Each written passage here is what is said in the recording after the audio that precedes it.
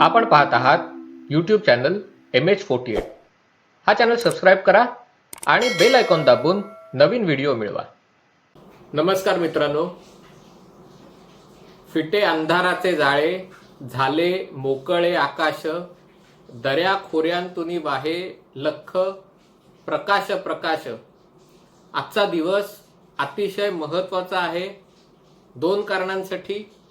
कारण आज माननीय सर्वोच्च न्यायालयाने रिपब्लिक चॅनलचे editor in chief Arnab Goswami यांना अंतरिम जामीन मंजूर केलेला आहे. थोड्याच वेळात ते स्टुडिओत येऊन दर्शकांशी संवाद साधतील. या निमित्ताने सर्वोच्च न्यायालयात जे मंथन होणार आहे ते देशाच्या लोकशाहीला बळकट करण्याच्या दृष्टीने अतिशय महत्त्वाचं असणार आहे आणि त्याबद्दल आपण या व्हिडिओत बोलणार आहोत. पण त्याचबरोबर आजच्या दिवशी बिहारमधलं चित्र स्पष्ट झालेलं आहे आणि त्यामध्ये NDAला म्हणजेच रालोआला पूर्ण बहुमत मिळालेलं आहे आणि त्याच्यामुळे अंधेरा छटेगा, सूरज निकलेगा, कमल खिलेगा हे वाक्य पुन्हा एकदा प्रत्यक्षात आलेलं आहे. काल रात्री हे स्पष्ट झालं असलं तरी काही सीट्स होत्या जिथे मतमोजणी चालू होती आणि त्यांचा जर निकाल फिरला असता तर कदाचित NDAला बहुमतापासून एखाद दोन जागा कमी पडल्या असत्या. अर्थात त्या त्यांनी अपक्षांच्या मदतीने सरकार स्थापन केलं असतं. पण आज सकाळी जेव्हा पूर्ण निकाल घोषित झाले तेव्हा NDAला पूर्ण बहुमत असल्याचं स्पष्ट झालेलं आहे आणि देशाच्या लोकशाहीसाठी ही चांगली गोष्ट आहे. कारण कुठल्याही पक्षाचं किंवा आघाडीचं, निवडणूक पूर्व आघाडीचं म्हणतोय मी, निवडणुकीच्या नंतरची जी आघाडी होते तिचं काय होतं ते आपल्याला सांगायची गरज नाहीये. पण निवडणूक पूर्व आघाडीचं सरकार स्थिर आणि लोकांसाठी काम करणारं कुठल्याही पक्षाचं असो अस्तित्वात येतं तेव्हा त्या देशाच्या लोकशाहीच्या दृष्टीने, लोकशाहीच्या प्रगल्भतेच्या दृष्टीने ही चांगली घटना असते. बिहारमधल्या राजकारणाबाबत अनेक प्रश्न उपस्थित केले गेले होते. अजूनही सर्व प्रश्नांची आपल्याला उत्तरं मिळालेली नाहीयेत.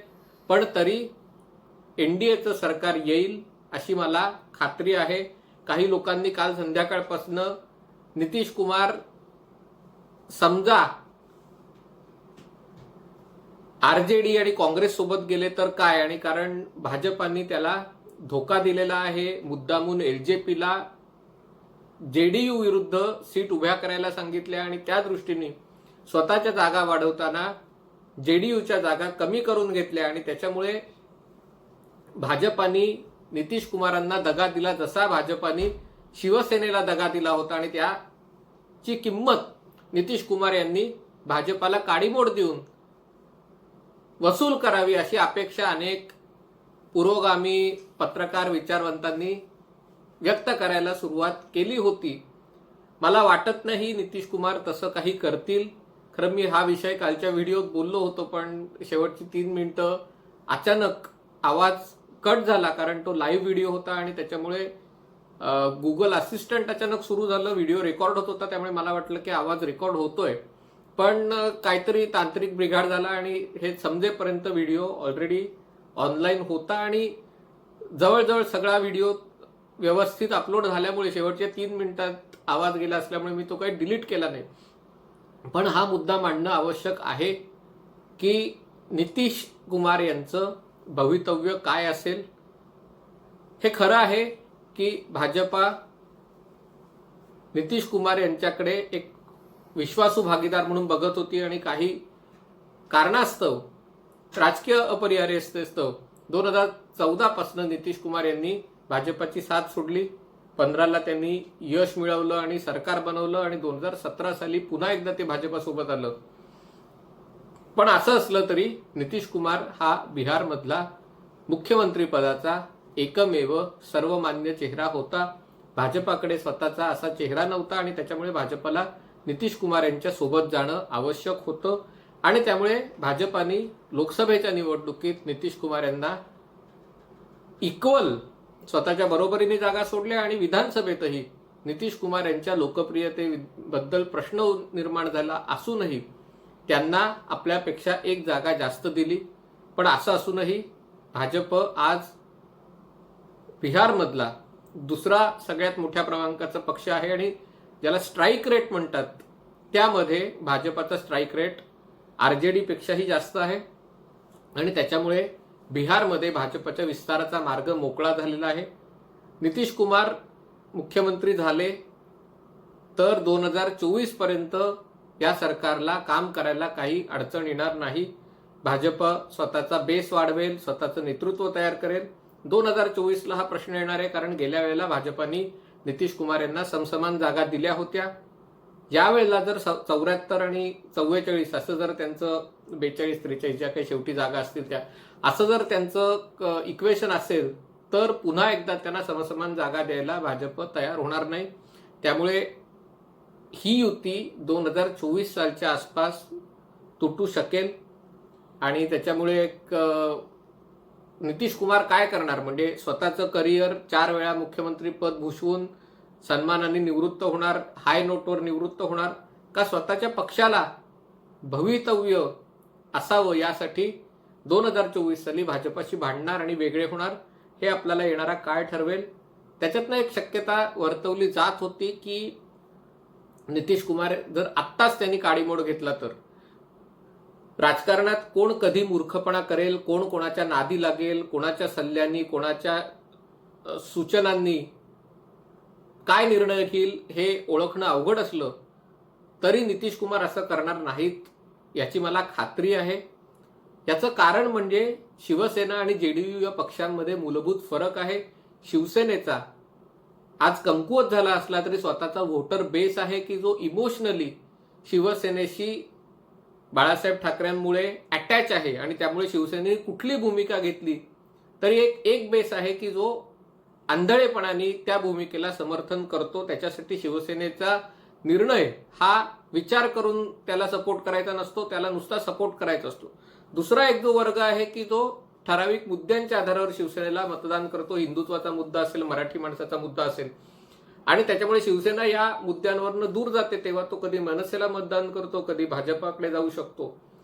पण शिवसेनेकडे जसा जो कोर बेस आहे तसा तो जेडीयू कडे नाही आणि त्याच्यामुळे नितीश कुमार यांची प्रतिमा जर जी काही असेल तर ती सुशासन बाबू म्हणून आहे.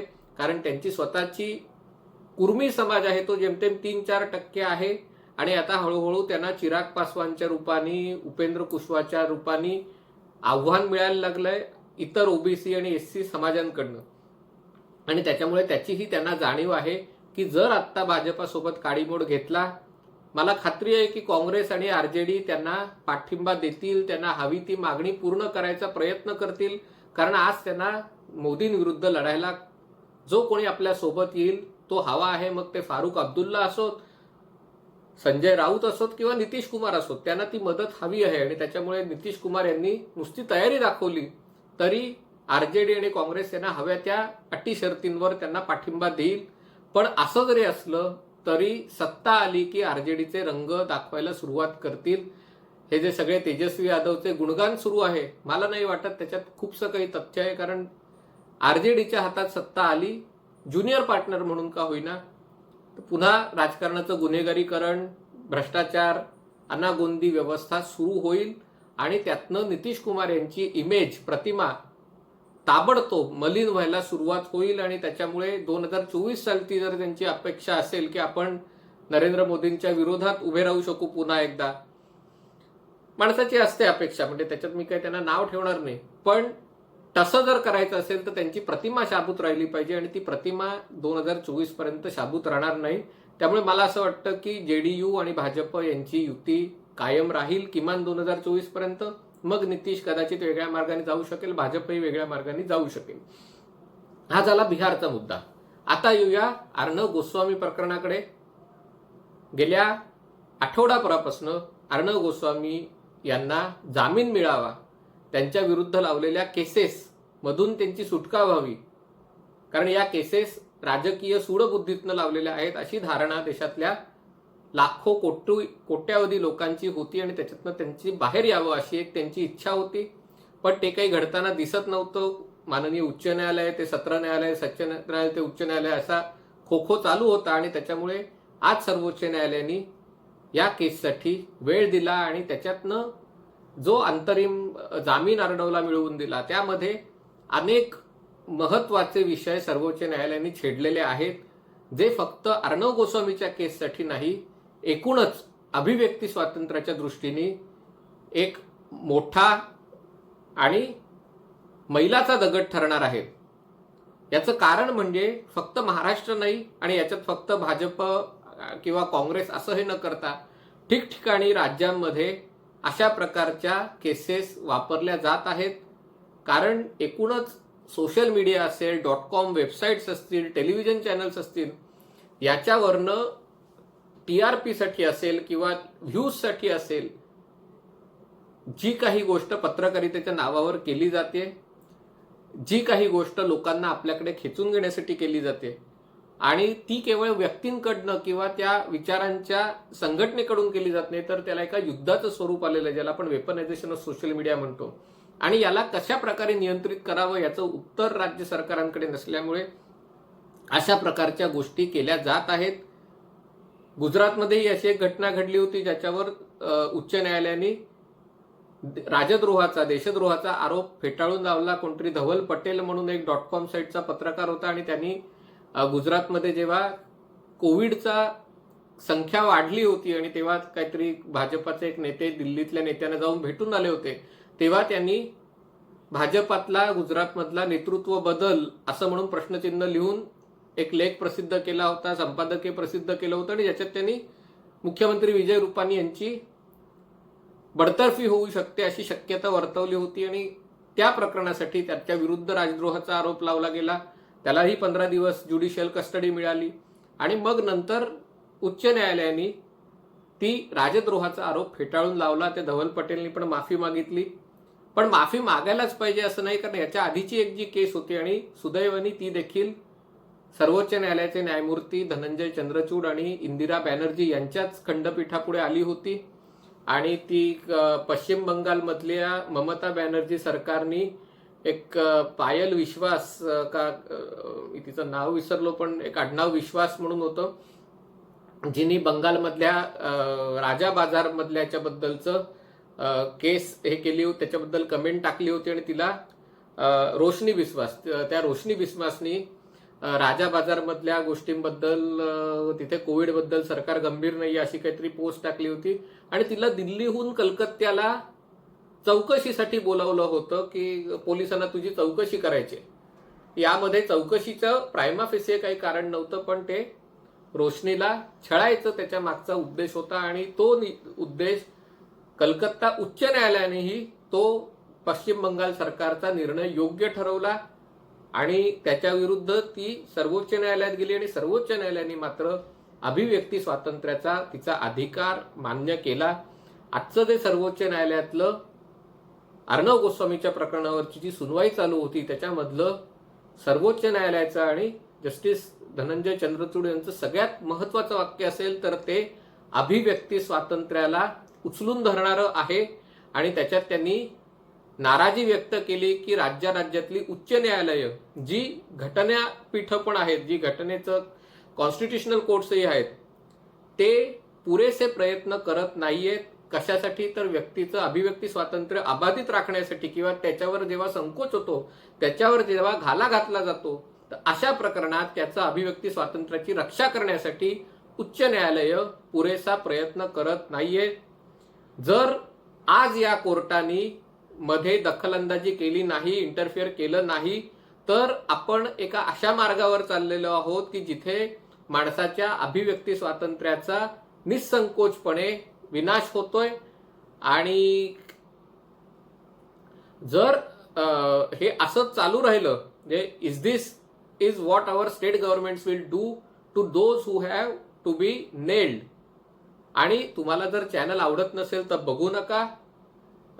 मी स्वतः हे काही रिपब्लिक बघत नाही किंवा मी बघणार नाही, पण या पद्धतीने जर राज्य सरकारने व्यक्तींना लक्ष करायला सुरुवात केली तर त्याच्याबद्दल सर्वोच्च न्यायालय इथे आहे आणि ते त्यांच्या अभिव्यक्ती स्वातंत्र्याचं जतन करण्यासाठी उपस्थित आहे. हा मेसेज खूप मोठा आहे, कारण जेव्हा वेगवेगळ्या गोष्टींमध्ये कॉन्फ्लिक्ट होतो, अभिव्यक्ती स्वातंत्र्य एका माणसाचं आणि दुसरीकडे हे मान्य आहे की अभिव्यक्ती स्वातंत्र्य ॲब्सोल्यूट नाहीये, पण ते ॲब्सोल्यूट नाहीये म्हणून त्याचा संकोच करायचा प्रयत्न केला जातो, तेव्हा सर्वोच्च न्यायालय तिथे तुमच्या बाजूने असेल. तिथे अमुक माणसाचा अपमान, तमुक माणसाचा अपमान, मुख्यमंत्र्यांचा अपमान, या नेत्यांचा अपमान, राज्याचा अपमान, शहराचा अपमान, अशा गोष्टींवर अभिव्यक्ती स्वातंत्र्याचा संकोच होणार नाही. याच्या मागचं एक महत्वाचं गोष्ट म्हणजे सरकारी पक्षाकडनं जो प्रयत्न होता की या 4-5 या वेगवेगळ्या आर्णवरच्या केस आहेत त्या वेगवेगळ्या आहेत आणि त्यांचा परस्परांशी काही संबंध नाहीये, तर अर्णव गोस्वामीच्या पक्षाकडून म्हणजे अर्णव गोस्वामीच्या बाजूनी नामवंत विधिज्ञ हरीश साळवे लढत होते आणि त्यांचा असा प्रयत्न होता की या सगळ्या केसेस एकत्रपणे बघितल्या पाहिजेत, कारण मुदलात या सगळ्या केस कुठल्या ना कुठल्या तरी प्रकरणात अर्णवला गोवायचं आणि त्याचं हॅरेसमेंट करायचे अशा प्रकारचा राज्य सरकारचा प्रयत्न दिसतोय असं ते सांगायचा प्रयत्न करत होते. आणि या 2 पॉइंट ऑफ व्ह्यू मध्ये हरीश साळवे यांचा पर्स्पेक्टिव्ह, त्यांचा पॉइंट ऑफ व्ह्यू न्यायालयाने उचलताना दिसला आहे. उद्या सविस्तर जजमेंट येईल तेव्हा त्याच्यात या गोष्टी स्पष्ट होतील.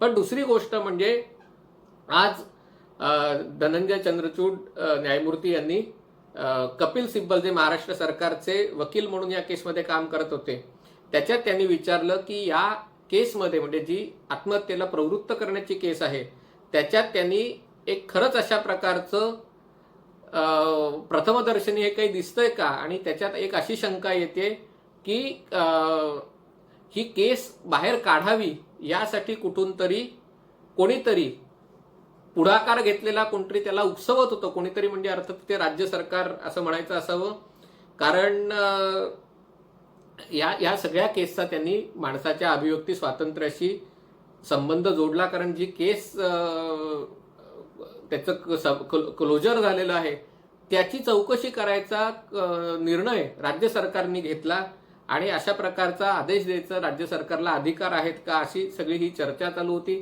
त्याच्यातनं आतापर्यंत अनेक बाजू आहेत ज्या आतापर्यंत या विषयावर कधी बाहेर नाही आल्या. याचं बाहेर न यायचं कारण म्हणजे रिपब्लिकचा विषय असल्यामुळे जे बाकीचे हिंदी आणि इंग्रजी चॅनल होते ते त्याच्याबद्दल फारसं दाखवायचे नाहीत. रिपब्लिकवर ते सतत ते दाखवत असल्यामुळे रिपब्लिकचा फोकस मुख्यतः अर्णव गोस्वामी असायचा आणि मराठी चॅनलकडनं तर अर्णव कसा चूक आहे किंवा मुंबईचा त्यांनी सरकारचा कसा अपमान केलाय हेच याच गोष्टी मुख्यतः येत होत्या. पण त्याच्यामुळे या ज्या काही गोष्टी आहेत त्या समोर येणं महत्वाचं आहे. म्हणजे याच्यामध्ये सर्वोच्च न्यायालय म्हणलं की मुंबई उच्च न्यायालयाने 50 पानाहून अधिक लांबीची ऑर्डर काढली, पण त्यांनी जो ऑफेन्स आहे, जो गुन्हा आहे की ज्याच्यामध्ये अबेटमेंट ऑफ सुसाईड म्हणजे आत्महत्येला प्रवृत्त कसं केलं त्याच्याबद्दल त्यांनी काही तपशीलच दिले नाहीये. म्हणजे नंतर त्याच्यात त्यांनी